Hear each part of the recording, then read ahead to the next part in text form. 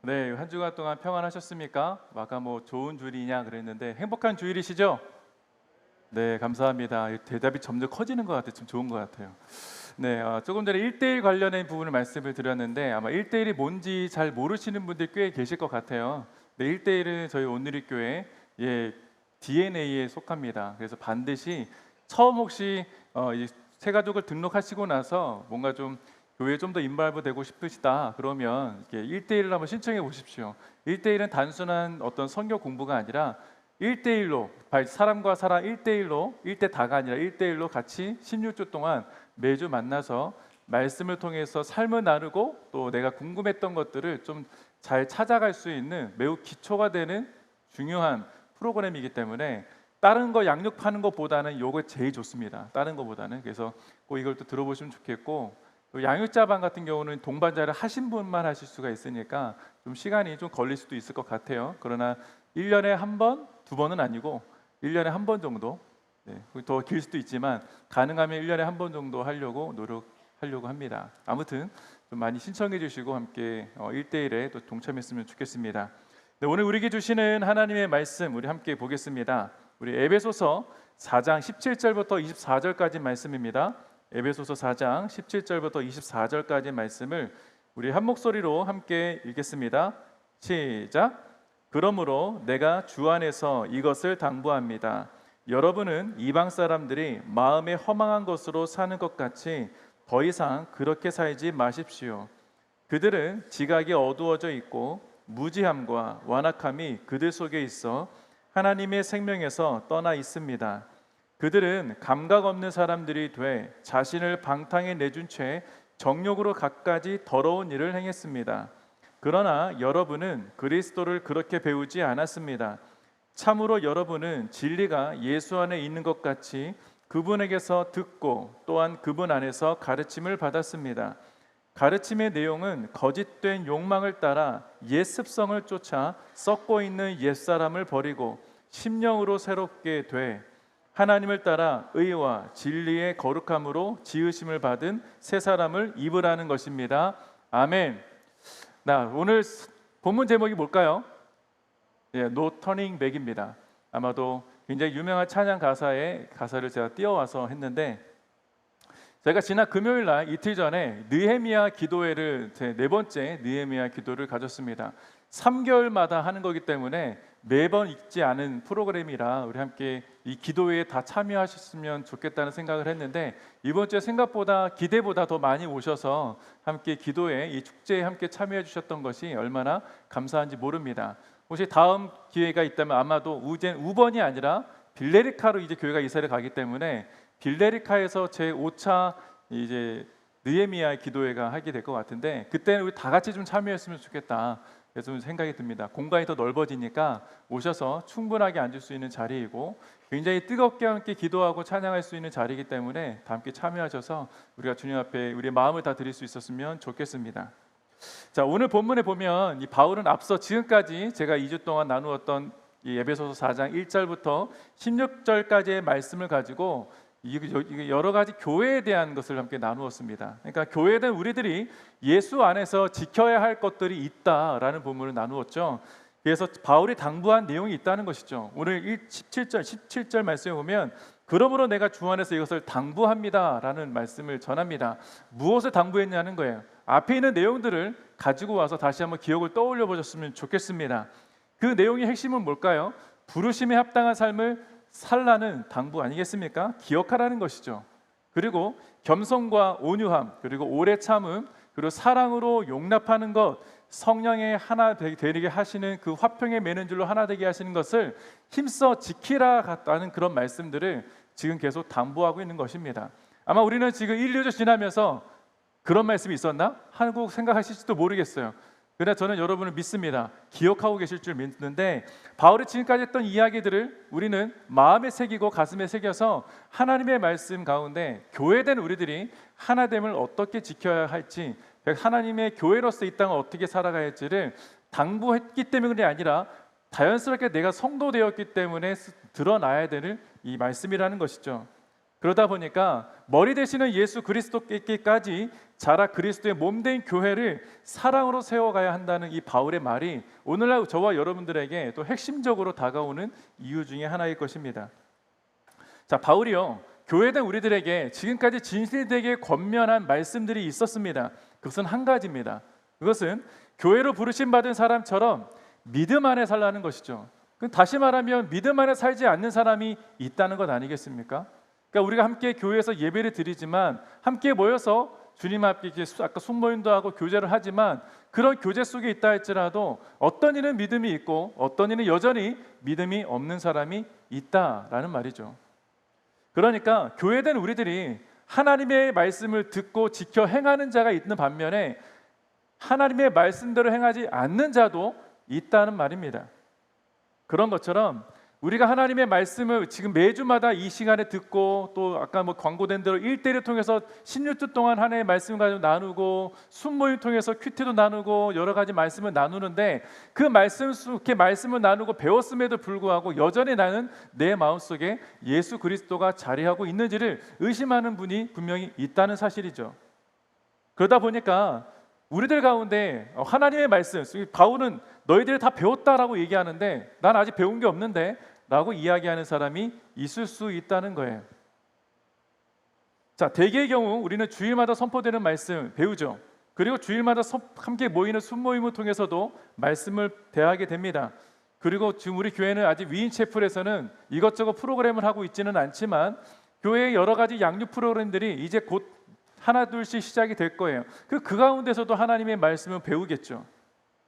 무엇보다 여러분들 가운데 큐티를 하시는 분도 계시고 아직 안 하신 분도 계시겠지만 큐티를 통해서도 매일 주시는 하나님의 공급해 주시는 말씀이 있기 때문에 내가 배우지 않았다라는 말을 핑계치 못한다는 것이죠.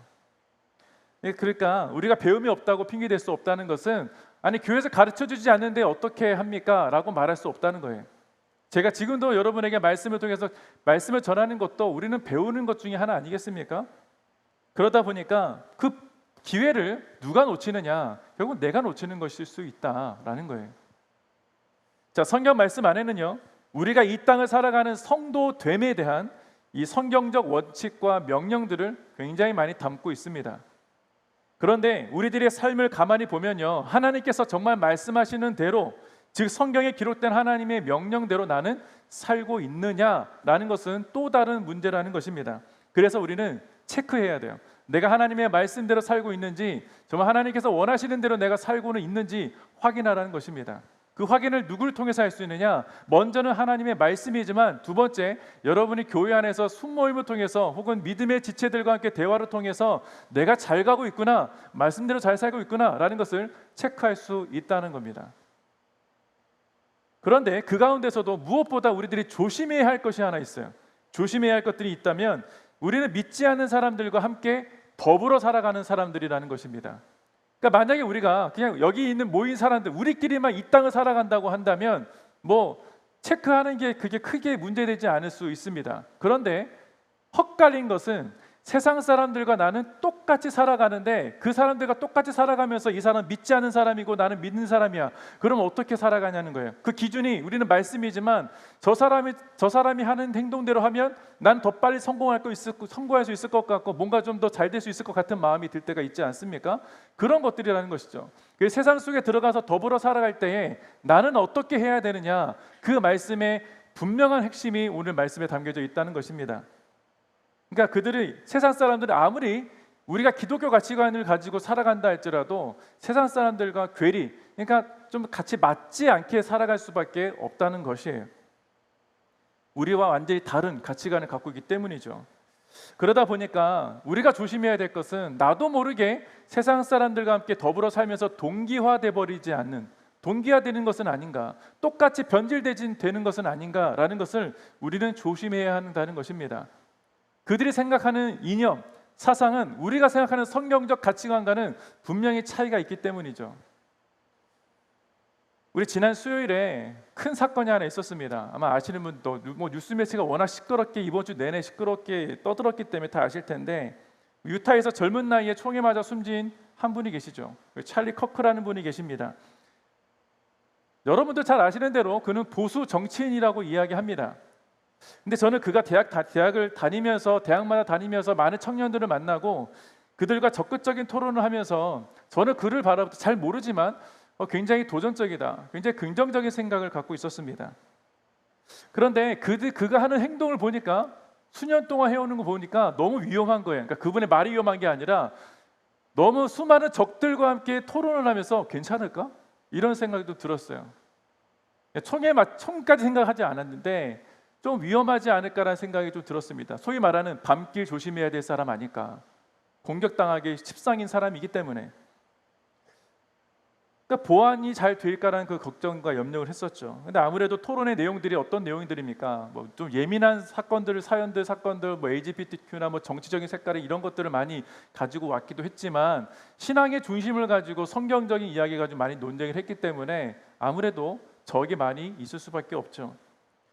토론에 나오는 사람들의 성향이 많이 다릅니다. 여기 모이신 여러분들 가운데도 성향이 다를 수 있어요.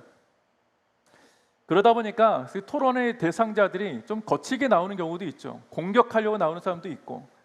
하지만 공격적인 사람이라도 토론에 임하는 사람들이 순수하게 자기 입장만 드러낸다면 그래도 괜찮은데 그것이 드러날 때가 문제라는 것입니다. 그러니까 자기의 입장이 꺾이는 순간 그 사람은 어떻겠습니까? 대화를 토론하다가 순간 욱하게 되는 것이고 좀 거칠어지게 되는 것이죠. 여러분들이 찰리 커크라는 사람을 어떻게 생각하는지는 저는 잘 모르겠지만 이 찰리 커크의 정치적인 색깔을 좀 빼놓고 이야기해 본다면 그의 이야기는 대부분 성경적인 내용이 맞습니다. 어쩌면 복음을 들고 외로운 싸움을 싸우는 전사의 모습으로 보이기까지 했어요. 잘못된 성경적 가치관을 가진 청년들을 깨우고자 했던 그의 열정적인 모습을 보면서 저는 많이 도전을 받았습니다.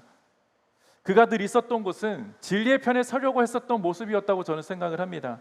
물론 안 좋았던 모습이 있었겠죠. 제가 보지 못하는 이면은 뭐 그런 데 있었는지는 모르겠지만 하나님을 부정하는 세상에서 나와서 세상과 싸우는 처절한 전쟁터의 중심에 그는 있었다는 것은 분명해 보입니다.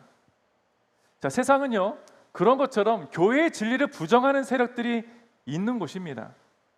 너무 많죠. 적으면 모르겠는데 너무나 많습니다. 여러분의 주변만 해도 아마 한두 사람이 아닐 거라고 저는 생각을 해요. 제 주변에 제가 어렸을 때도 제 주변에 저를 공격하는 사람이 너무나 많이 있었습니다. 열이면 10사람이 다 예수를 믿는다는 그 하나 때문에 저에게 공격을 하는 사람이 얼마나 많은지 모릅니다. 우리가 감당하기 어려운 세력들이 있다는 것이죠. 너무나 강력한 세력들이 있습니다. 개인의 힘으로는 분명히 이것은 이길 수 없는 세력이죠. 두세 사람이 모여서 감당할 수 있을까? 그것도 만만치 않습니다. 그렇기 때문에 이 험한 전쟁터, 이 영적 전쟁터라는 이 세상 속에서 살아남으려면 우리는 어떻게 해야 되는가? 하나님의 말씀을 열심히 배워야 되지 않겠습니까? 말씀을 열심히 읽고 정말 세상의 이념과 사상과 하나님의 가치관이 어떻게 다른지를 우리가 먼저 알고 있다면 진리를 아는 사람은 다른 것을 추구하지 않습니다. 다른 것을 쫓지 않게 될 수밖에 없어요. 내 목에 칼이 들어와도 진리와 타협하지 않게 되는 것이 하나님의 말씀인 것입니다. 바울은요, 그래서 하나님의 권능과 지혜와 능력은 어디서 얻을 수 있는가? 그리스도의 말씀, 하나님이 하신 성령의 말씀하신 것을 통해서 배울 수 있다라고 분명히 이야기하고 있는 것이죠. 다시 말하면 경건의 훈련을 이야기하고 있는 것입니다. 경건의 훈련은 지금까지 제가 계속 말씀드렸던 성경 공부도, 주일에 말씀을 듣는 것도, 숨 모임도, 큐티도 다 포함되는 것입니다. 특별히 기도해야 하는 것이죠. 바울은 이방 사람들과 같은 마음에 험한 것에 대해서, 멀리할 것에 대해서 오늘 본문에서 경고합니다. 그들처럼 살지 말라는 것입니다. 왜 그들처럼 살지 말라고 할까? 그냥 더불어 같이 살아갈 수밖에 없는 존재들인데 왜 세상 사람들은 허망한 것, 아무것도 아닌 것, 썩어질 것을 쫓아 살아가는 사람들이라는 것들을 분명하게 지적하고 있냐는 말이에요. 이것은 어찌 보면 권면이 아니라 명령인 것입니다. 그들과 똑같이 살지 말라라고 얘기하고 있는 거예요. 여러분들이 이 땅을 살아가는 목적, 그리고 우리를 부르신 목적이 우리 지금까지 뭐라고 배웠습니까? 교회라고 배웠습니다. 우리를 이 땅을 살아가는데 하나님의 부르심이 분명한 목적이 있는데 교회로서 이 땅을 살아가라고 분명히 말씀하셨다는 것이죠. 그렇다면 교회답게 살아가야 되지 않겠습니까? 성도답게 살아가야 하는 것이죠. 성도는 무엇입니까? 하나님의 백성입니다. 하나님의 백성된 삶을 나는 정말 이 땅에서 살고 있는가? 여러분이 공부하는 가운데, 직장 생활하는 가운데서도, 가정 안에서도 나는 예수를 믿는 사람으로서 당당하게 살고 있느냐라는 질문입니다. 이방 사람들은 예수님을 모르기 때문에 당연히 험한 것을 쫓을 수밖에 없을 겁니다. 이해합니다. 당연하죠. 근데 험한 것이 무엇입니까? 우리가 생각하는 세상이 추구하는 성공, 재물, 명예 등일지 모르겠습니다. 그러니까 지금까지 우리가 보는 썩어 없어질 것, 여러분 우리가 죽으면 다 가져갈 수 있습니까? 너무 많이 듣는 이야기잖아요. 우리 죽으면 몸뚱아리로 왔기 때문에, 몸뚱아리만 왔기 때문에 가는 것도 몸뚱아리만 가는 거예요. 가져갈 수 없는 것이 그 썩어 없어질 것 아니겠습니까? 요즘 우리들이 로마서 말씀을 큐티하고 있어요. 아마 여러분 큐티를 하고 계실 텐데, 저는 이 큐티를 할 때마다, 이 로마서 말씀을 대할 때마다 제 마음을 얼마나 찌르는지 모릅니다. 특히 로마서 1장 19절부터 22절 말씀을 보면 이런 말씀이 있습니다. 하나님을 알만한 일이 사람에게 환히 드러나 있습니다. 하나님께서 그것을 환히 드러내 주셨습니다. 이 세상 창조 때부터 하나님의 보이지 않는 속성, 곧 그분의 영원하신 능력과 신성은 사람이 그 지으신 만물을 보고서 깨닫게 되어 있습니다. 그러므로 사람들은 핑계를 댈 수가 없습니다. 사람들은 하나님을 알면서도 하나님을 하나님으로 영화롭게 해드리거나 감사를 드리기는커녕 오히려 생각이 허망해져서 그들의 지각 없는 마음이 어두워졌습니다. 사람들은 스스로 지혜가 있다고 주장하지만 실상은 어리석은 사람이 되었습니다. 아멘. 여기도 허망이라는 단어가 나옵니다. 하나님을 바라보고 하나님이 이 땅에서 하나님의 존재를 다 보여주셨음에도 불구하고 하나님의 존재를 부정한다는 거예요. 그리고 오히려 하나님을 부정하고 감사드리지 못하고 하나님이 영화롭게 하지 못하고 엉뚱한 것을 쫓아간다는 것입니다. 그래서 결국은 스스로 지혜롭다고 말하면서 실상은 어리석은 자가 됐다고 이야기하지 않습니까? 자, 이 말씀이 여러분 눈에 들어오세요? 여러분 가운데 아직 하나님을 직접 경험하지 못했다, 뭘 보이지 않으신 하나님이시니까 부정하는 분이 계시지는 모르겠어요. 이 자리에 왔기 때문에 부정하시는 분은 없다고 저는 생각을 합니다만, 이미 창조 세계를 통해서 하나님은 당신의 모습을 우리들에게 보여주셨다라고 성경이 이야기하지 않습니까? 하나님은 모든 사람들이 하나님을 알 수 있도록 자신을 계시하셨다고 얘기해요. 그래서 핑계하지 못한다라고 말씀하지 않습니까? 그렇기 때문에 그들이 하나님이 없다고 핑계를 댈 수 없을 뿐만 아니라 그 죄를 가리고 싶어서, 하나님이 계신다는 걸 알기 때문에 멀리 떠나서 정말 내가 하나님을 알면서도 모르는 척했다는 것입니다. 다시 말하면 의도적으로 모르는 척했다는 거예요. 의도적으로. 그게 죄라는 것입니다. 우리들은 예수를 믿는다고 말하면서 여러분의 삶에서 예수의 흔적들을 나타내지 않고 있다면 문제 아니겠습니까? 어쩌면 나는 믿음 없는 사람과 똑같은 삶을 살고 있다고 얘기할 수도 있겠지요. 이방 사람들과 똑같이 허망한 것, 하나님을 나는 알고 있으면서도 그 세상 속에서 세상 사람들과 더불어 살면서 그들이 쫓는 허망한 것, 썩어 없어질 것을 나도 똑같이 추구하면서 살아간다면 우리는 이방인과 똑같은 거예요. 우리도 믿음 없는 사람과 같은 것입니다. 그러나 저와 여러분은 예수님을 믿는 사람들입니다.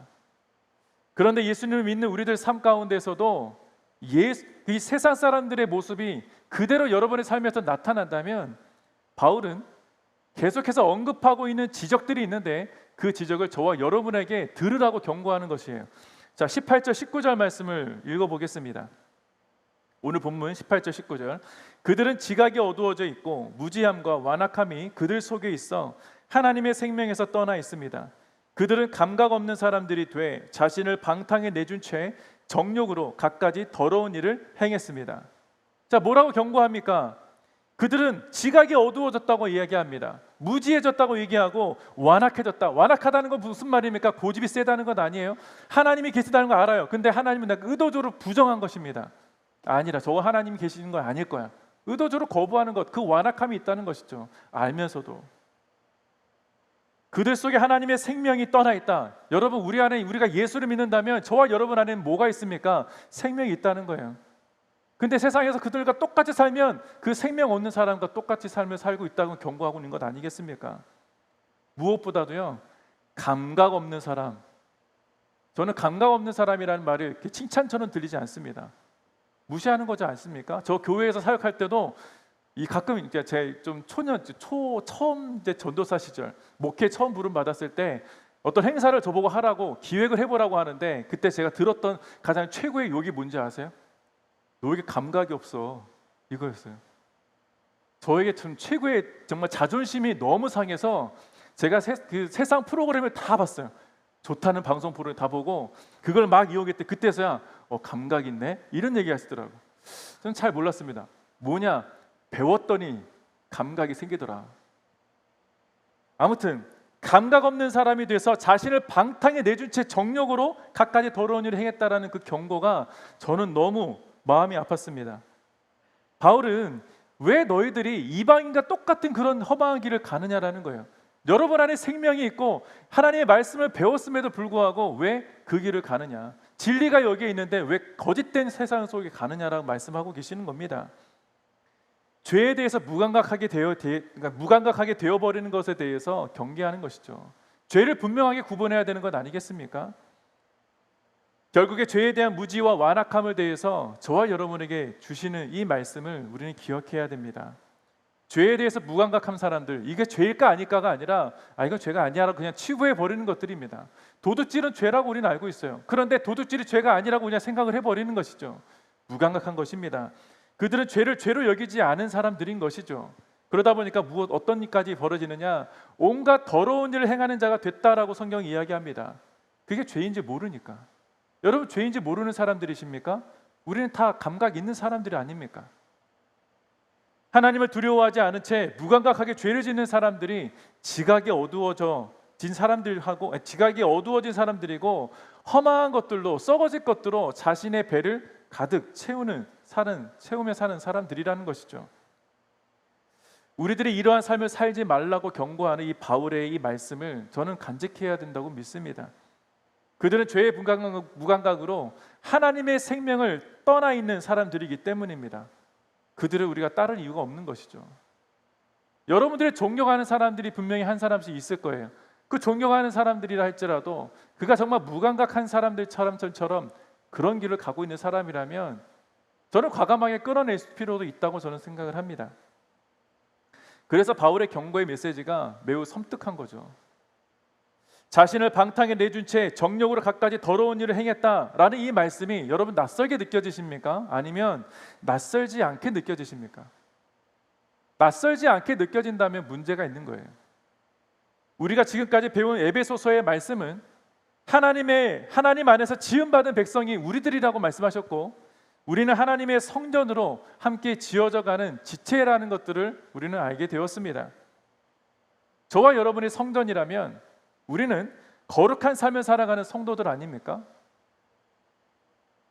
그런데 교회 안에서는요, 성전된 사람처럼 살다가 여기서는 성전된 사람처럼 사는 것처럼 보이게 행동하다가 세상에 나가면 똑같이 이방인들과 같이 산다는 거예요. 그런 사람이 있더라는 것입니다. 그런 사람들을 가리켜 감각 없는 사람처럼 사는 사람이다 라고 얘기하는 거예요. 마치 너희는 방탕한 사람이고 정욕을 채우기 위해 온갖 더러운 일을 교회 안에서도 행했다라는 말처럼 저는 들리기까지 합니다. 우리들은 예수의 생명에 참여한 사람들입니다. 그리고 생명 가운데 거하는 사람들이기 때문에 죄를 지으면 어떤 일이 발생하는가 마음이 아픈 거죠. 고통스러워야 됩니다. 죄로 인한 찢어질 듯한 아픔의 고통의 소리가 들려야 하는 것이 저와 여러분입니다. 이것은 당연한 거예요. 이것은 하나님을 믿음으로 거룩한 교회로 부름받은 우리들에게는 마땅한 것입니다. 거룩과 거짓은 함께 있을 수 없기 때문이죠. 바울이 우리들에게 경고하고 교훈을 주는 이유가 무엇일까? 이방인과 같은 험한 것을 마음에 품고 쫓는 그리스도인이 있기 때문에 경고하는 거예요. 말씀을 드리는 것입니다. 바울은 이러한 거짓된 것을 경계하고 멀리할 것을 말하면서, 행여나 그런 마음을 갖게 된 성도들이 있다면 더 이상 그렇게 살지 말라, 돌아오라고 이야기하는 것 아니겠습니까? 예나 지금이나 그런 사람들, 바울의 시대나 오늘날이나 그런 사람들이 여전히 교회 안에 있다는 것을 우리는 인정해야 합니다. 왜냐하면 우리들은 하나님에 대해서 배웠고 가르침을 얻은 사람들이고, 또한 예배하는 성도들로 하나님을 아는 사람들이기 때문입니다. 여러분, 하나님 모르십니까? 아니 직접 만나는 게 그런 거 아니고 우리 하나님의 말씀을 통해서 하나님의 존재라는 것을 알지 않습니까? 그럼 우리는 아는 사람들인 것이죠. 일단 아는 사람들인 것입니다. 그런데 그럼에도 불구하고 하나님이 계시지 않는 것처럼 사는 그리스도인들이 있다고 생각이 든다면 이건 굉장히 큰 문제인 것이죠. 우리가 잘 알듯이 이방인들은, 세상 사람들은 하나님을 인정하지 않습니다. 제가 전도를 20대 때 굉장히 많이 하고 다녔어요. 사형리라는 그 전도체를 많이 다녔는데 재미있는 사건 하나가 뭐냐면 전도하다 보면 매우 특이한 사람들을 만나게 됩니다. 이 특이하다는 것은 웬만하면 사형리라는 것이 한 4페이지 되는 4가지 원리인데 하나님은 사랑이십니다. 우리가 죄가 있습니다. 예수님이 우리의 십자가에 부으셨고 부활하셔서 우리의 생명이 되셨습니다. 이런 내용들인데 그 마지막에 영접 기도문, 내가 예수를 믿겠다고 하는 영접 기도문이 있는데 그 영접 기도문에서 갈린다는 거예요, 사람이. 여러분이 만약에 지나가다 전도를 받았어요. 하나님을 아버지라고 부를 수 있을까요, 없을까요? 그게 쉽지 않더라는 거예요. 무슨 얘기냐면 영접 기도문의 첫 번째가 하나님 아버지예요. 근데 제가 대부분 예수님을 여기까지, 그러니까 이게 영접 기도문까지 왔으면 대부분 받아들이는 사람들입니다. 그런데도 불구하고 영접 기도문 함께 따라해 보시겠습니까? 제가 얘기합니다. 그러면 처음에 하나님 아버지라고 할 때 하나님하고 아버지를 못합니다. 영접하기 어려워하시는 분들은 정말 신기한 경험이었던 것이죠. 그런 것처럼 세상 사람들은 하나님을 인정할지는 모르겠지만 아버지까지로 인정하기가 굉장히 어렵다는 거예요. 믿음이 없기 때문인 것이죠. 그래서 믿음은 선물이라고 이야기하는 것입니다. 하나님을 모르는 채 살아가는 불쌍한 사람들이 굉장히 지금도 많이 있습니다. 그런데 우리들 가운데 이들과 비슷하게 살아가는 그리스도인들이 있다면 너무나 안타까운 일 아니겠습니까? 이 자리에 앉아 있음에도 불구하고 그렇게 고백하는 사람들이 있다면 참 안타까운 일인 것이죠. 왜냐하면 같은 말씀을 같이 듣습니다. 그리고 같은 본문을 읽으면서도 어떤 이는 말씀하시는 대로 행하고자 하는 결단을 하는 반면에 어떤 사람은 말씀은 말씀이고 내 삶은 내 삶이야 라고 판단해버리는 사람도 있다는 것이죠. 이들은 이방인과 똑같이 행동을 하는 이유가 있다는 것입니다. 말씀을 제대로 배우지 않았기 때문이고 무엇보다도 진짜 예수를 만나지 못했기 때문입니다. 그래서 우리는 예수님을 진짜 만나야 되는 거예요. 진리 대신 예수님을 만나야 되는 것이고 하나님의 말씀을 제대로 알아야 하는 것입니다. 하나님을 믿으면서도 말씀을 제대로 배우지 않으면 하나님을 오해하기 때문입니다. 여러분들이 대개의 경우 왜 하나님을 이럴 때 이렇게 하시지? 라는 그 말 자체에는 하나님을 잘 모르기 때문에 오해에서 나오는 말이라고 저는 생각해요. 정작 문제가 있는 본인, 내가 문제가 있는데 교회에서 말씀을 제대로 알려주지 않았다, 가르치지 않았다라고 얘기하는 경우가 있기 때문입니다. 바울은 그래서 분명한 어조로 그런 사람을 향해서 20절에서 이렇게 말씀하십니다. 20절 말씀을 보면 그러나 여러분은 그리스도를 그렇게 배우지 않았습니다. 그렇게 배우지 않았습니다. 이미 하나님의 말씀이 전해졌다는 것이에요. 하나님의 말씀을 잘 알고 있다는 것이죠. 아마 여러분들 가운데 말씀을 아직 읽지 못하신 분이 계실지 모르겠지만 만약에 아직 말씀을 잘 배우지 않으셨고 읽지 않으셨다면 한 번이라도 보지 않으셨다면 한번 성경책을 펴시기를 부탁드립니다. 펴시기를 부탁드려요. 바울이 말한 것은요, 모두가 하나님의 말씀을 같이 들었다는 것입니다. 그리고 같이 보았다는 것이죠. 그리고 같이 배웠다는 거예요. 우리들이 눈으로 보고 읽는 이 성경은 어떤 것입니까? 그냥 단순한 책이 아니라는 것이죠. 성경은 성령님의 도우심 없이는 읽을 수 없는 책입니다. 그냥 이렇게 소설책처럼 읽는 책이 아니라 성령의 눈으로 바라봐야만이 깨달을 수 있고 그 뜻이 무엇인지를 알 수 있는 말씀이라는 거예요. 왜냐하면 바울이 디모데에게 전하는 이 하나님의 말씀이 어떠한 말씀인지를 전해준 말씀 때문입니다. 디모데후서 3장 14절부터 17절 말씀입니다. 그러나 그대가 배워서 굳게 믿는 그 진리 안에 머무십시오. 그대는 그것을 누구에게서 배웠는지를 알고 있습니다. 그대는 어려서부터 성경을 알고 있습니다. 성경은 그리스도 예수를 믿는 믿음으로 말미암아 그대에게 구원에 이르는 지혜를 줄 수 있습니다. 모든 성경은 하나님의 영감으로 된 것으로서 교훈과 책망과 바르게 함과 의로 교육하기에 유익합니다. 성경은 하나님의 사람을 유능하게 하고 그에게 온갖 선한 일을 할 수 있게 하는 것입니다. 아멘.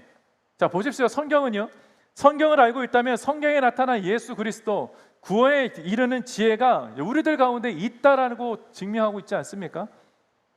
성경은 하나님의 감동으로 기록된 것이다. 하나님의 감동, 하나님의 영감으로 기록된 것이다. 그 안에 생명의 말씀과 지혜와 명철과 능력이 담겨져 있기 때문에 하나님의 말씀만 잘 읽어도 우리가 이 세상을 살아갈 때 아무런 문제가 없다고 이해하는 것 똑같은 얘기죠. 저와 여러분들이 지난주 나눈 말씀 가운데 비슷한 구절이 또 있습니다. 13절 말씀 본문을 보면 에베소서 4장 13절 말씀에 이런 말씀이 비슷한 구절이 있습니다. 우리는 모두 하나님의 아들을 믿는 것과 아는 지식이 하나가 돼 온전한 사람을 이루어 그리스도께서 충만하신 정도에까지 도달해야 합니다. 자, 이 말씀과 방금 읽었던 디모데 후서의 말씀과 거의 비슷한 말씀이죠. 조금 더 축약했던 말씀입니다. 바울이 분명 전했던 것이 있다는 것이죠. 그가 전한 것은 복음입니다. 복음은 예수 그리스도를 나타내는 것이고 그 복음을 들었다는 것은 예수를 아는 지식이 나에게 쌓여졌다는 것 아니겠습니까? 이런 점을 들어서 바울은요, 자신이 세운 모든 교회에 예수 그리스도 그 진리된 복음을 전하는 데 힘을 다했다는 것을 알 수 있습니다. 그러니까 에베소 교회 편지 쓸 때 너희들이 예수 그리스도를 모른다라고 말할 수 없다. 다 배웠다. 내가 다 알려줬다라고 얘기하는 건 아니겠습니까? 바울이 전한 진리는 예수 안에 생명이 있다는 것을 가르쳤어요. 그리고 또한 하나님의 말씀 안에 거하라고 분명히 이야기합니다. 하나님 안에 말씀 안에 거하면 이 세상은 어떻게 살겠습니까? 예수 없이 살아갈 수 없는 우리가 된다는 건 아니겠어요? 그렇기 때문에 진리를 배우지 못한 이방인들처럼 살아갈 수 없는 자가 누구냐? 저와 여러분입니다. 성도들이라는 거예요. 여기서 우리들이 듣게 될 질문이 하나 또 있어요.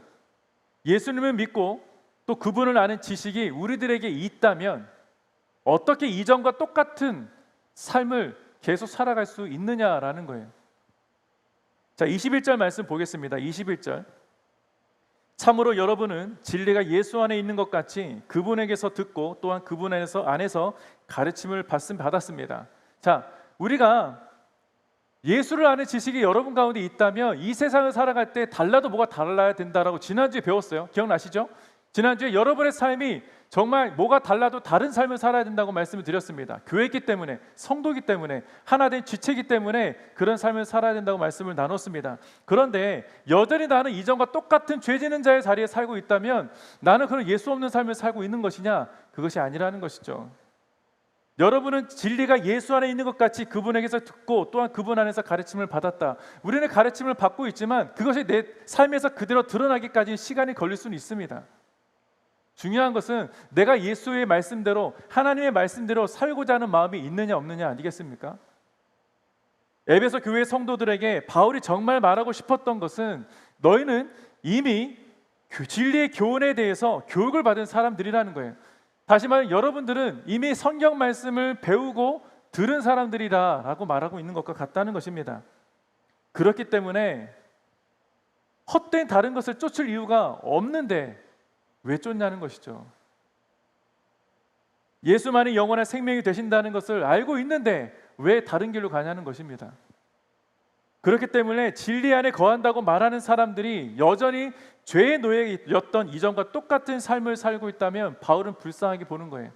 너희는 이방인과 같다고.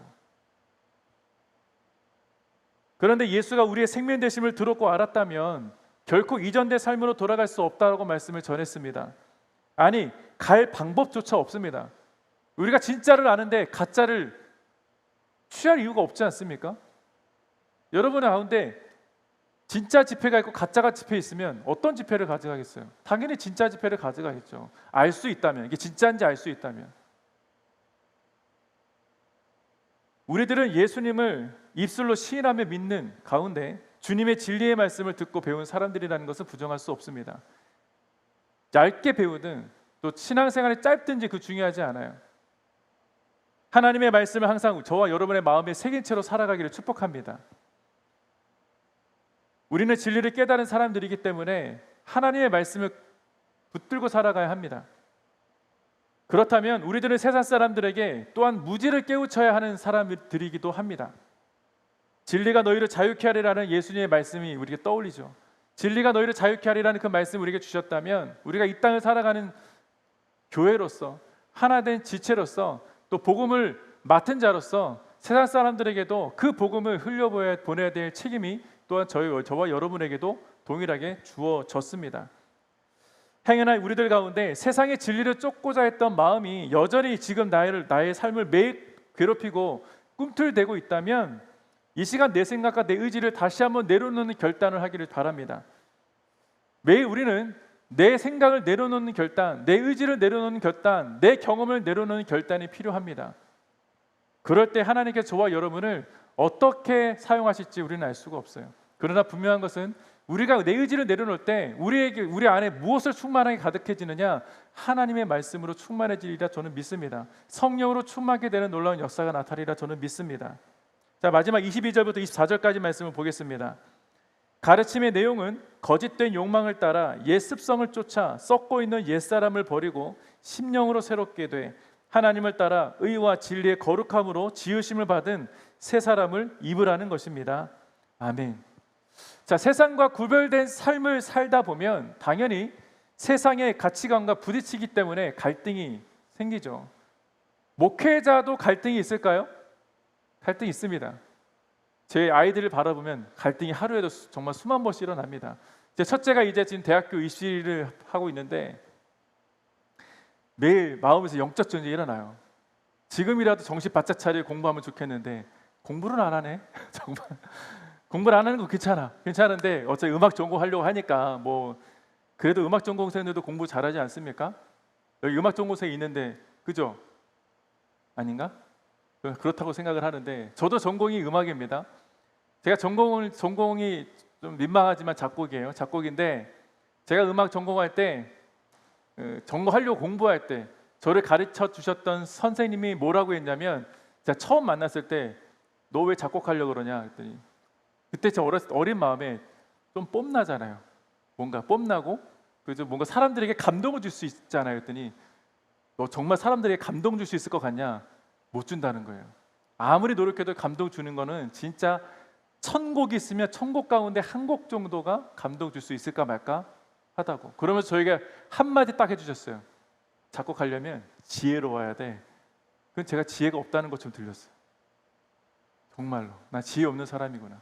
근데 제 딸을 바라보면 그런 뭐 지혜가 없다 이 얘기가 아니라 갑갑한 거죠. 좀 더 깨달았으면 좋겠는데 좀 했으면 좋겠는데 여전히 깨닫지 못하는 것을 보면서 저를 바라보게 됩니다. 여전히 제 마음속에 저도 하나님 세상과 구별된 삶을 살고 싶고 세상 사람들처럼 똑같이 공부를 똑같이 공부시키기 그런 건 아니지만 저 공부하라는 얘기 잘 안 하거든요. 공부하라는 얘기 잘 안 하고 그냥 있는 대로 최선을 다해라. 그냥 건강만 해라. 이런 얘기 주로 하지만 그럼에도 불구하고 제 안에는 불이 뛰어나는 그런 분노는 아니지만 이 어려움이 있단 말이죠. 그런데 그런 부딪히는 갈등 속에서도 하나님이 저를 다스려 주시는 건 뭐냐? 제 딸이 찬양을 정말 열심히 불러요. 찬양을 정말 열심히 하고 하나님의 말씀 읽을 때마다 흥얼거림으로 하나님 말씀 읽는다는 거. 매일 저녁마다 같이 말씀 읽는데 그 시간만큼은 얘가 기분 좋다고 내려와서 공부하기 싫어서 내려온지 모르겠지만 내려와서 말씀 읽을 때 기쁘게 읽는다는 거. 전 그거에 저의 마음을 좀 굉장히 다스리게 해주시더라고요. 하나님께서. 그러나 어쨌든 매일 하나님께서 주시는 말씀으로 우리가 하루를 시작하는 것이 혹은 하루를 마치는 것이 얼마나 큰 의미가 있는 습관인지 모릅니다. 왜냐하면 우리를 다스릴 수 있기 때문에. 그렇죠. 매일 말씀 안에서 하루를 시작하는 것은 하루의 삶을 주님께 맡긴다는 의미입니다. 세상의 헛된 가치관과 욕망을 제어할 수 있는 가장 좋은 가르침과 소망을 주시는 것이 말씀이기 때문이죠. 주께서 가르쳐 주신 말씀을 기억한다면 우리는 매일 새로운 사람으로 변화된 삶을 살게 될 줄로 믿습니다. 험한 것을 쫓지 않게 되는 삶, 심령으로 변화된 삶이 하나님의 말씀으로 충만한 사람이기 때문이죠. 그러니까 다시 말해서 예수 안에 있는 성도는 성령의 지배를 받는 사람, 말씀의 지배를 받는 사람 아니겠습니까? 그렇다 보면 영적으로 죄에 대해서 무감각할 수가 없게 되는 것이죠. 그렇게 그런 삶을 살 수도 없을 뿐만 아니라 그렇게 죄를 행하며 살아갈 수 없는 사람이 된다는 거예요. 우리들은 그렇기 때문에 더 이상 하나님을 멀리 떠났던 인생이 아닙니다. 죄의 저주 아래 있는 것도 아니고 죄의 종노릇 아래 있는 사람도 더더욱 아닙니다. 그러니까 옛사람이 아니라는 것이죠. 우리는 말씀으로 변화된 새 사람을 입은 사람들이라는 것을 바울은 이야기해 주고 있습니다. 그렇기 때문에 험한 것을 쫓는 사람도 아니다. 이방인과 같은 삶을 살 수 있는 사람도 아니다라고 결론을 내리는 것입니다. 여기서 우리는 성도됨의 정의를 찾아볼 수 있어요.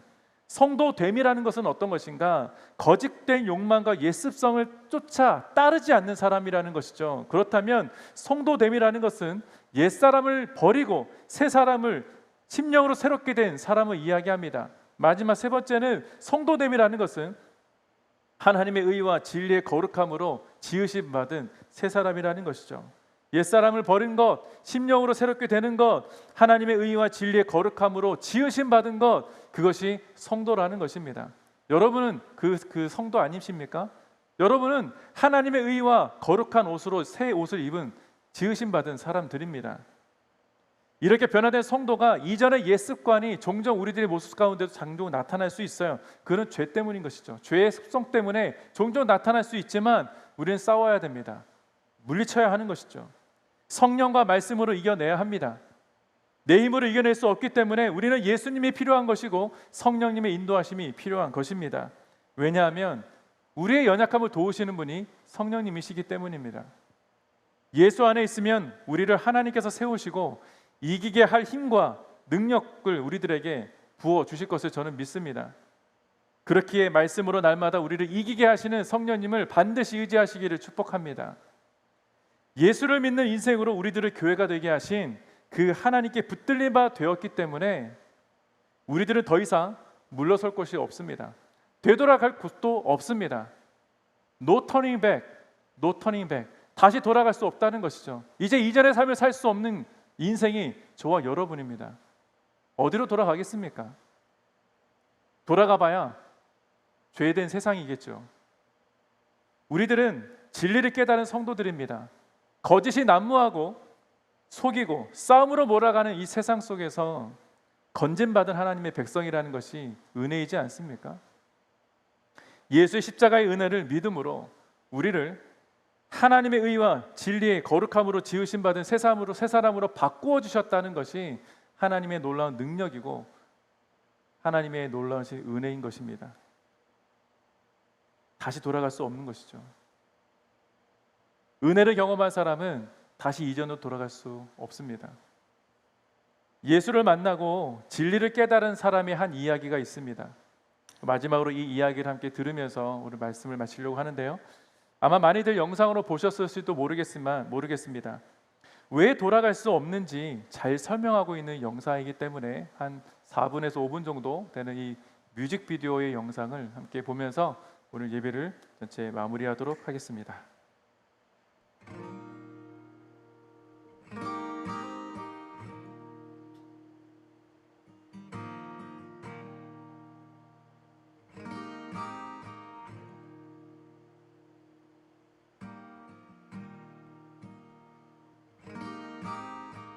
There's a true story of a small village in India. And in this village, there was this family that came to a saving faith in Jesus Christ as Savior and Lord. This agitated the village so much, and everybody became so upset that an angry mob gathered and shoved them into the public square. The village chief confronted them, and he said to the man, "If you and your family will not recant your faith, you all will surely die." The man didn't know what to say or what to do. And so the only thing that came to mind for him were the words of a song that he himself had composed when he had first surrendered his life to God. And so he began to sing, "I have decided to follow Jesus. No turning back, no turning back." And with that, horrifically, his children were killed. I have decided to follow Jesus. I have decided to follow Jesus. I have decided to follow Jesus. No turning back, no turning back.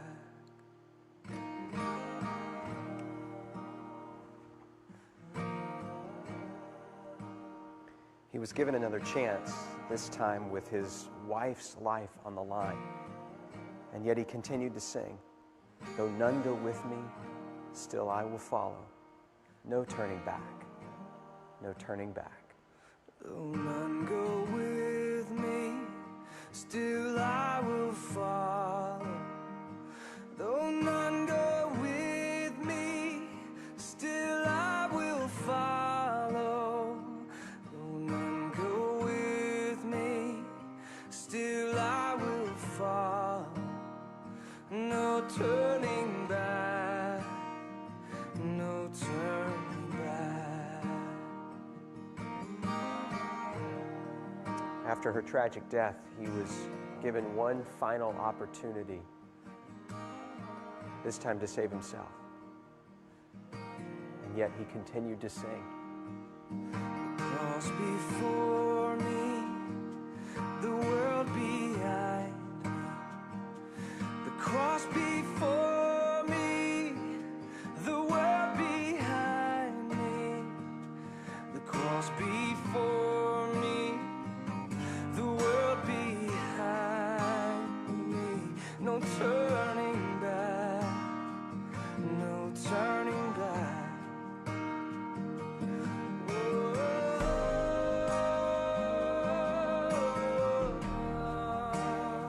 Even though that man and his family died on that day, something remarkable happened. A seed was planted in the heart of that village chief, a seed that began to grow over time, and eventually he called the community together in that very same neighborhood, in that very same square, and he renounced his former faith and declared his allegiance to Jesus Christ.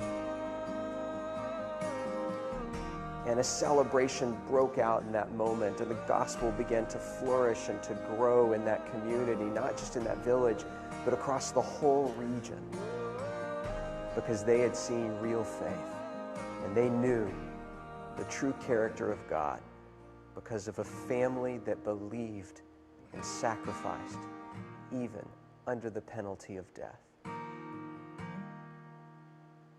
No turning back.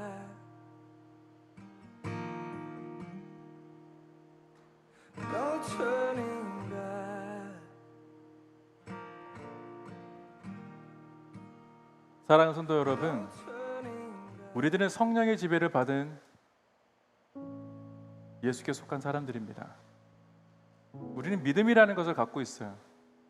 예수가 여러분의 삶에 충만하기 때문에 우리 이 땅을 살아갈 때 험한 것을 쫓는 사람들과 같은 그런 존재들이 아니라는 것이죠.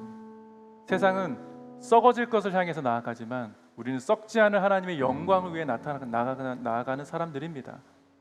세상 사람들이 볼 때는 저와 여러분이 어리석게 보일지 모르겠어요.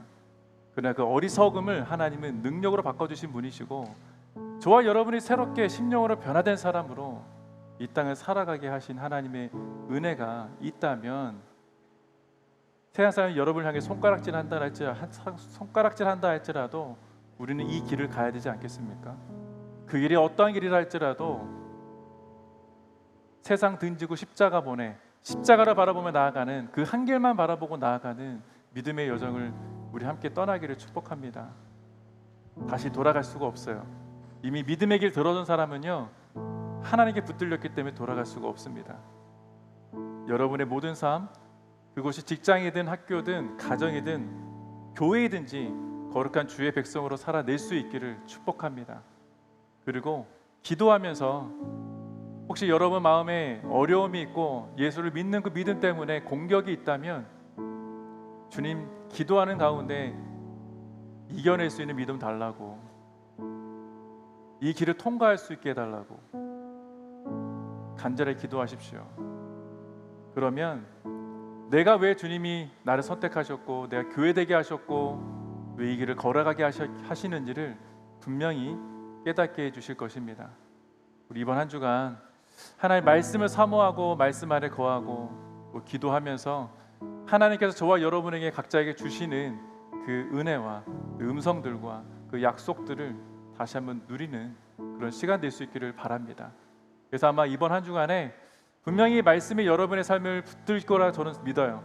붙들었을 때 아마 여러 가지 많은 선택의 기로 가운데 서게 됐을 때 하나님을 선택할 수 있게 되기를 축복합니다. 우리 함께 찬양하고 함께 기도할 수 있기를 바랍니다. 우리 다 함께 일어나 찬양.